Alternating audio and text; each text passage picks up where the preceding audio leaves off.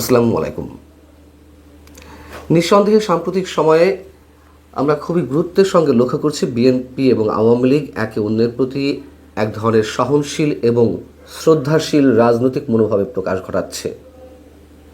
সেই জায়গা থেকে আমাদের প্রশ্ন, এই যে দল দুটির উদার গণতান্ত্রিক রাজনৈতিক দৃষ্টিভঙ্গির আমাদের সামনে প্রকাশ ঘটছে, সেটা কি কেবলই একটি বিশেষ সংকটময় মুহূর্তে দল দুটির যার যার অবস্থান থেকে একটি অগ্নি পরীক্ষাকে সামনে রেখে এই কথাগুলো বলার জন্যই বলা, নাকি সত্যি উপলব্ধি করছে এই বাংলাদেশকে, এই রাষ্ট্রকে বাঁচাতে গেলে অবশ্যই এই দল দুটোকে সহনশীল এবং উদার গণতান্ত্রিক রাজনৈতিক পথকে অবলম্বন করা ছাড়া কোনো উপায় নেই।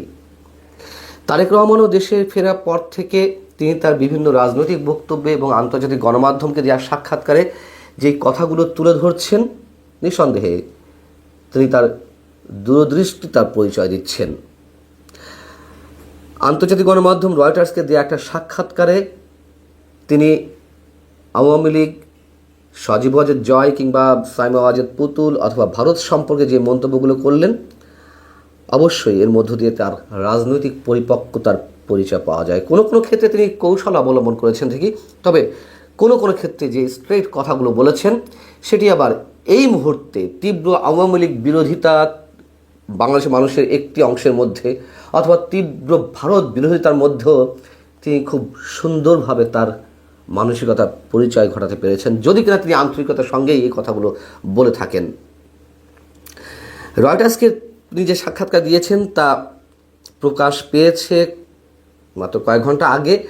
সেখানে রয়টার্স এভাবেই শুরু করছে যে 12 ফেব্রুয়ারি নির্বাচনে বিএনপির প্রধান প্রতিদ্বন্দ্বী ইসলামপন্থী দল জামাতে ইসলামী একসময় নিষিদ্ধ থাকলেও এখন দলটির পুনরুত্থান ঘটছে। জামাত এবং বিএনপি মিলে 2001 থেকে 2006 সাল পর্যন্ত বাংলাদেশ শাসন করেছে। এর মধ্যে জামাত বলছে দেশকে স্থিতিশীল করতে সহায়তা করার জন্য একটি জাতীয় সরকারের প্রয়োজন।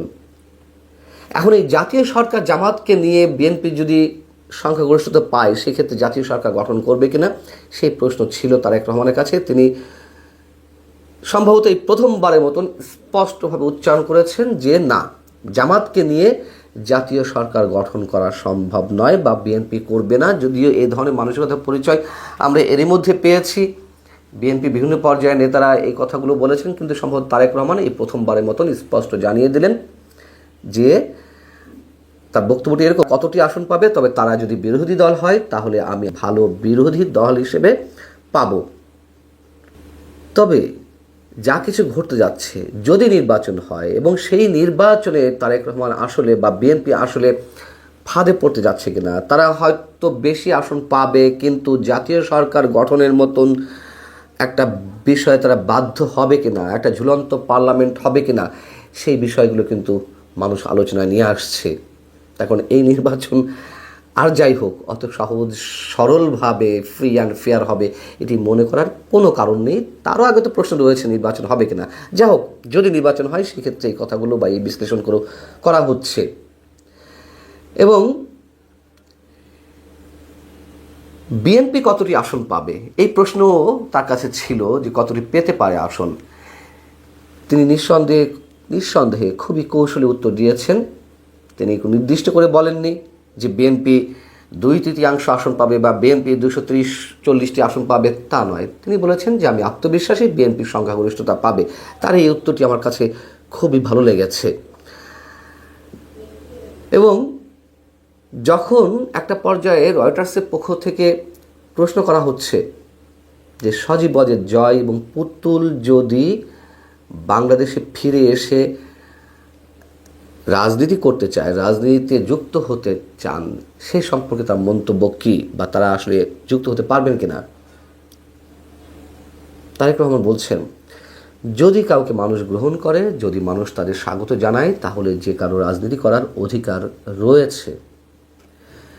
বিএনপি শুরু থেকেই এ ধরনের মন্তব্য করে আসছিল 2024-এর 5 আগস্টের পর থেকে। তারেক রহমান ঠিক একই ধরনের কথা বললেন স্পষ্টভাবে যে কোনো রাজনৈতিক দলকে নিষিদ্ধ করার পক্ষে বিএনপি নয়।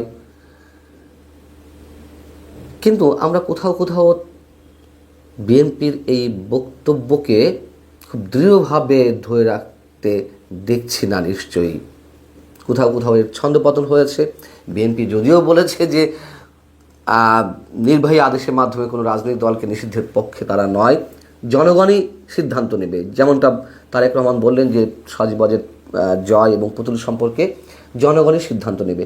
কিন্তু একটা পর্যায়ে তো আমরা দেখলাম ডক্টর ইউনূস সরকার নির্বাহী আদেশের মাধ্যমে আওয়ামী লীগকে নিষিদ্ধ করলো, তারপর পরে বিএনপি একটা স্টেটমেন্ট দিয়ে দিল যে এর ক্রেডিট তো বিএনপি দাবি করে আসছে যে ফ্যাসিস্ট দলের রাজনীতি করার কোনো অধিকার নেই।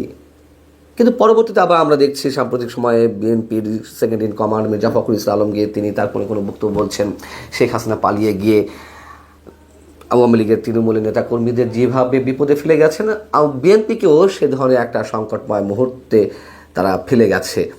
এবং আওয়ামী লীগ থাকতে অন্তত একটা গণতান্ত্রিক ব্যবস্থা ছিল, যতই আওয়ামী লীগ অপরাধ করুক না কেন, বাস্তবতা সেটি। কিন্তু আমরা শেষ পর্যন্ত তারা তাদের বক্তব্যে বা তাদের বিশ্বাসে স্ট্যান্ড দিতে দেখছি না। তারেক রহমান যে কথাই বললেন, তিনি ফিরে এসে যতগুলো বক্তব্য দিয়েছেন, মানুষের এক ধরনের আশঙ্কা ছিল তিনি হয়তো প্রতিহিংসার জায়গা থেকে নানান ধরনের আক্রমণাত্মক বক্তব্য দেবেন। নিশ্চয়ই না, আমরা তেমনটি দেখিনি। এবং সেটি আবার প্রকাশ করলেন, সেই মানসিকতারই প্রকাশ ঘটালেন রয়টার্সকে দেওয়া সাক্ষাৎকারের মধ্য দিয়ে।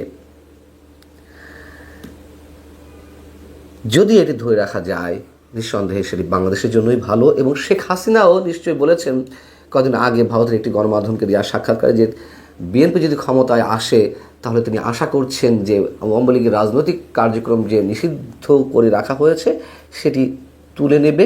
এবং বিএনপি সম্পর্কে শেখ হাসিনা থেকে শুরু করে সজীব ওয়াজেদ জয় বা অন্য পর্যায়ের নেতারা বাইরে থেকে যে বক্তব্যগুলো দিচ্ছেন, নিশ্চয় তাদের মধ্য থেকে এক ধরনের শ্রদ্ধাশীল মনোভাবেরই প্রকাশ আমরা দেখছি।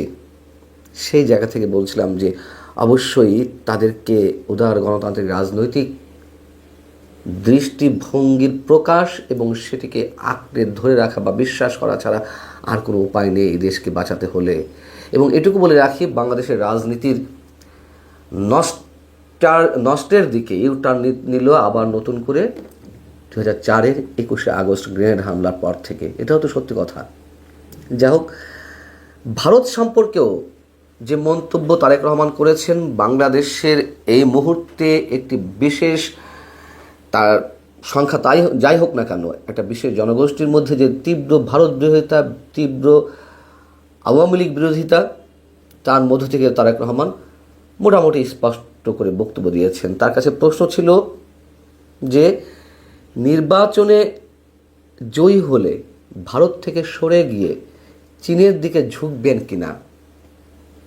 তারেক রহমান বলছেন, বাংলাদেশের প্রায় 17 কোটি মানুষের অর্থনৈতিক প্রবৃদ্ধি ত্বরান্বিত করার সক্ষমতা রয়েছে, এমন অংশীদারদের প্রয়োজন।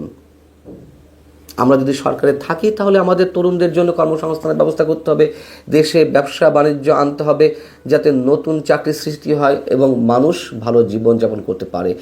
এই মুহূর্তে যে একটি বিশেষ অংশের মধ্যে তীব্র ভারত বিরোধিতার স্রোত, তিনি কিন্তু তাতে গা ভাসিয়ে দেননি এবং নিঃসন্দেহে তিনি কৌশলী বক্তব্য দিয়েছেন। তিনি উগ্র ভারত বিরোধী বক্তব্য দেননি এবং এ ধরনের বক্তব্য তিনি আগেও দিয়েছেন, আবার নতুন করে প্রকাশ করলেন যে বাংলাদেশের জন্য যা দরকার